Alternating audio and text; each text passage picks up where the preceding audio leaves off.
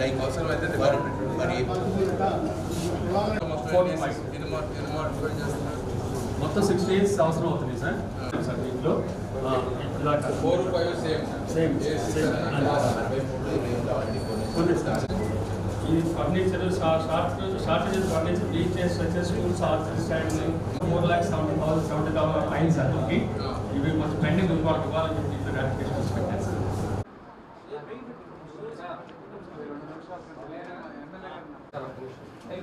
కూటమి ప్రభుత్వం వచ్చిన దగ్గర నుంచి కూడా గవర్నమెంట్ హాస్పిటల్ని యుద్ధ ప్రాతిపదికన అన్ని సౌకర్యాలు ఉండే విధంగా ముఖ్యంగా పేదవాళ్ళకి ఉపయోగపడే విధంగా ఎక్కడెక్కడ ప్రాబ్లమ్స్ ఉన్నాయో అవన్నీ సాల్వ్ చేయడానికి హాస్పిటల్ డెవలప్మెంట్ కమిటీ సొసైటీ అని ఫామ్ చేశాం.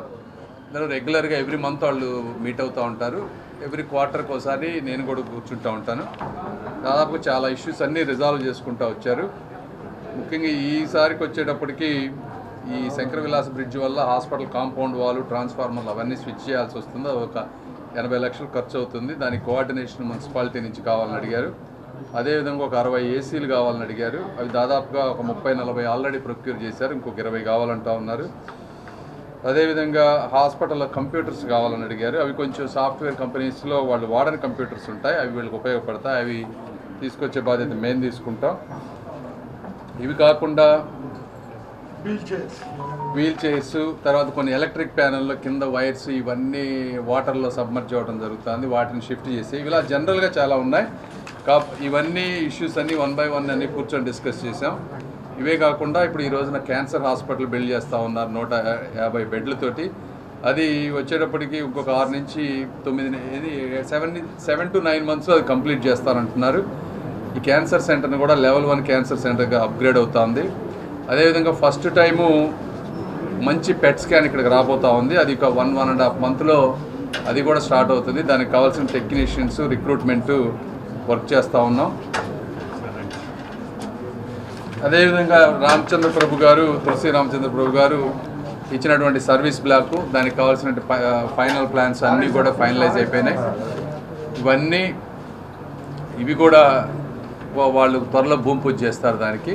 సో ఓవరాల్గా జనరల్ ఇష్యూస్ అన్నీ సాల్వ్ చేసాం. ఇంకా అక్కడక్కడ ప్రెస్లో వస్తున్నటువంటి బ్లడ్ బ్యాంకులు ఇష్యూస్ కానీ, మార్చరీలు పోస్ట్ మార్టం దగ్గర ఇష్యూస్ కానీ, అక్కడక్కడ ఉన్నటువంటి చిన్న చిన్న అవినీతి ఏమన్నా ఉంటే అవి కూడా కట్ చేస్తూ ఉన్నాం. ఏదేమైనప్పటికీ ఓవరాల్గా హాస్పిటల్ మీరు ఫీడ్బ్యాక్ తీసుకోండి, చాలా బెటర్ అవుతుంది. క్లీనినెస్ కానీ, ఫుడ్ దగ్గర నుంచి కానీ, అదే ఫుడ్ కూడా బయట నుంచి ఎట్లా పడితే అట్లా తీసుకొచ్చి పెట్టడం, శానిటేషన్ ఇష్యూస్ ఉన్నాయి. సో బయట నుంచి ఫుడ్ ఎలా చేయకుండా, ఎందుకంటే లోకల్గా ఉన్న వాళ్ళే చక్కగా ఫుడ్ అంతా కూడా 100% సర్వ్ చేస్తున్నారు.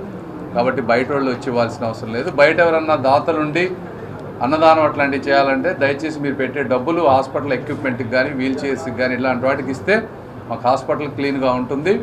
అదేవిధంగా నిజంగా హాస్పిటల్కి ఉపయోగపడుతుంది, పేదవారికి ఉపయోగపడుతుంది.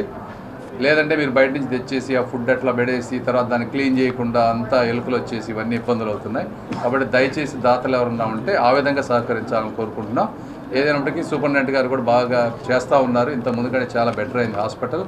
నాట్కో వారు వాళ్ళు మరి 100 కోట్లు ఖర్చు పెట్టి హాస్పిటల్స్ కానీ, పెట్ స్కాన్స్ కానీ ఇవన్నీ బిల్డ్ చేస్తూ ఉన్నారు. నాట్కో చౌదరి గారికి మరొకసారి ధన్యవాదాలు. అదేవిధంగా నజీర్ గారు ఇదంతా కోఆర్డినేట్ చేసుకుంటూ రెగ్యులర్గా డెవలప్మెంట్ దాంట్లో ఇన్వాల్వ్ అవుతూ అన్ని సమస్యలు పరిష్కరిస్తూ ఉన్నారు. ప్రత్యేకంగా నజీర్ గారికి కూడా అభినందనలు. Thank you. ఓకేనమ్మా, థ్యాంక్ యూ.